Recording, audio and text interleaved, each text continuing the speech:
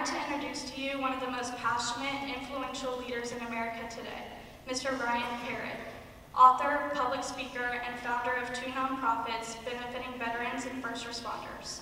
He is originally from Detroit, Michigan, and enlisted in the Navy after watching the Twin Towers fall on September 11, 2001. Mr. Parrott served 8 years as a U.S. Navy SEAL attached to Team 7, completing 3 combat tours to Iraq before being assigned to Advanced Training Command as an instructor.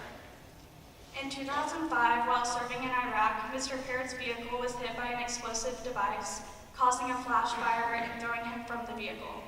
He suffered first and second-degree burns on his face and arms, and witnessed his fellow team members suffer devastating lifelong blast injuries. After completing his service, Mr. Parrott moved to Dallas, met other burn victims, and was inspired and humbled by their strength and courage. In order to help fellow soldiers, Mr. Parrott sought out physicians, medical professionals, civilian burn survivors, as well as firefighters and paramedics, seeking to understand how severe burn treatment could be improved. In 2012, Mr. Parrott established Sons of the Flag to help burn survivors and their families find the help and medical attention they deserve. Mr. Ryan also founded the Bird's Eye View Project, which addresses the extreme needs of veterans and first responders through extreme sports. He is also the author of Sons of the Flag, real accounts from the last 100 years of American service. On this Memorial Weekend, we honor those who died serving our country. Please help me welcome Mr. Ryan Parrott and also thank him for his service to protect our great nation.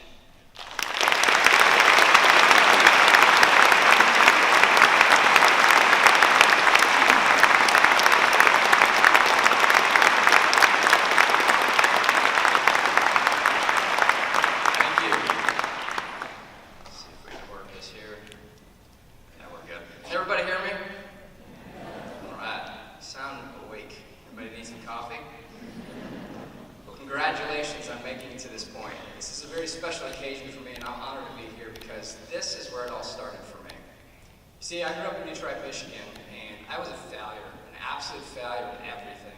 I kid you not, in my book I have a report card that shows all F's, D's. Some of you can relate, maybe. But it was pretty pathetic, and I had no motivation, really nothing. Played hockey, could have been better, just didn't care. It was in high school that my life would forever change.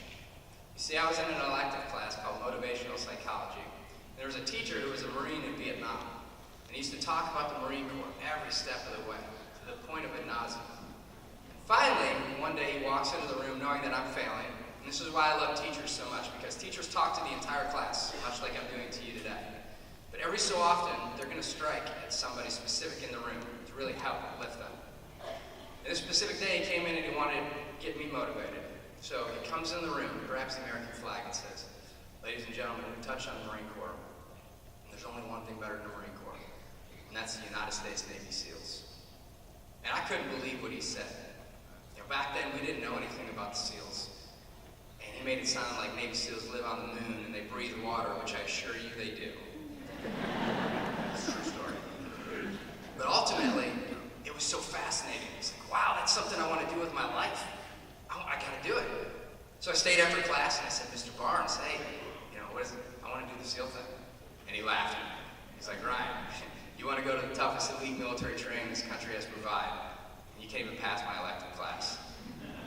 Totally. I can do that. You can imagine how that went off. But he kept his word. He said, "If you're serious about this, I'll get you something on it." And sure enough, that next day when I showed up to class, there was a Reader's Digest magazine sitting on my desk talking about the making of an American warrior. A guy named Jeff Wright, who was a Marine, spent 8 years in the Marine Corps, honorably discharged, went into the Navy to become a SEAL to see if he had what it takes to measure up.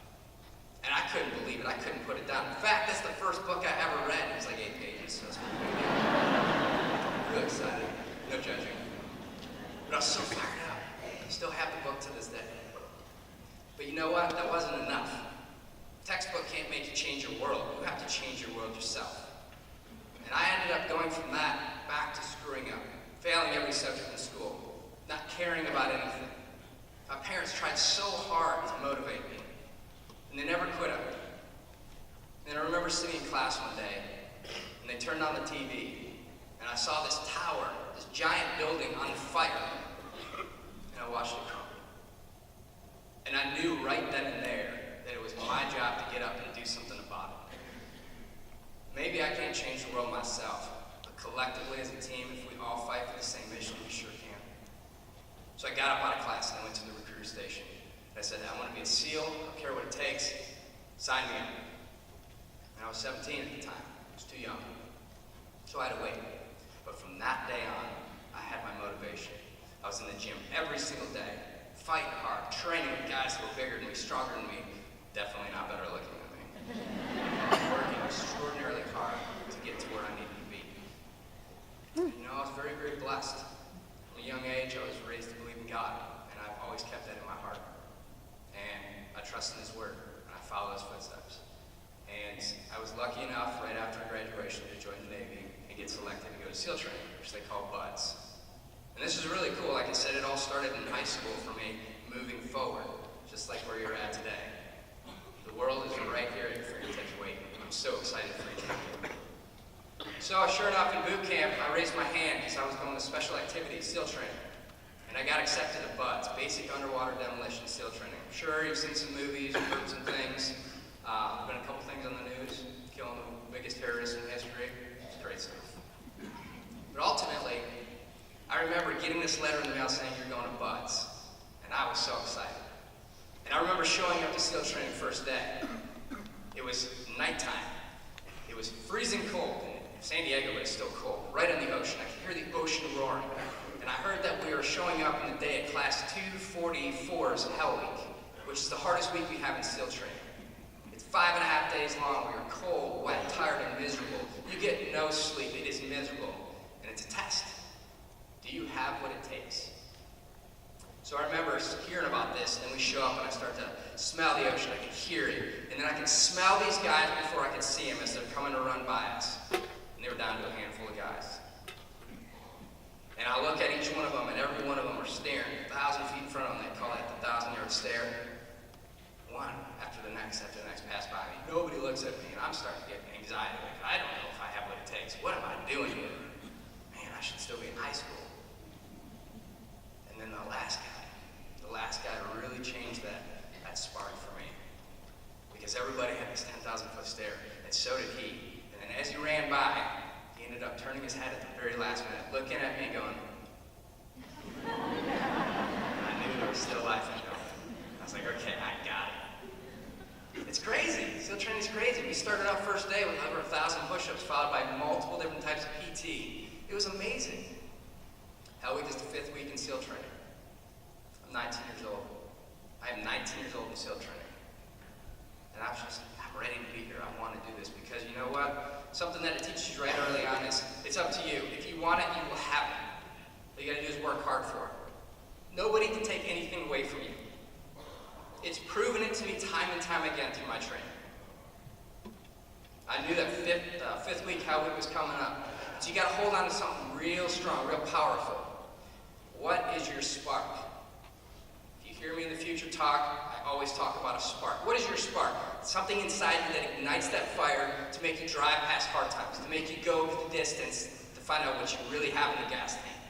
I promise you have more inside of you than you know, and you will find it. Getting closer to Hell Week. What is my spark? It can be the most monumental thing in the world. It can be the smallest thing in the world. But whatever it is, it's your driver. My spark is my mother. My mother is an angel. She's an angel on this earth. Through thick and thin, through all the times that I failed, times that I didn't want to show up or didn't care, she was always right there, and she was always trying to motivate me. And I wanted to make a phone call after Hell Week and say, hey, guess what, Mom? Your son's not a failure anymore. He made it. I wanted that so bad. I wanted it for her, I wanted it for my father, and I wanted to fight for the United States of America. And I held that spark inside because it gets hard. We start off the first day of Hell Week. It was crazy. It was nighttime, 7 p.m. All of a sudden, boom, guns go firing off. Explosions happen right in San Diego. They're all fake, but still scary. And then all of a sudden, you're running around like crazy, getting sprayed with fire hoses, jumping into the ocean. You're only 4 feet into the ocean, but it could be a shark. You never know. Everything is a shark in the ocean, I promise you. But we start going. They're spraying those fire hoses, 1,000 push-ups here, 50 push-ups here, pull-ups, sit-ups, dips.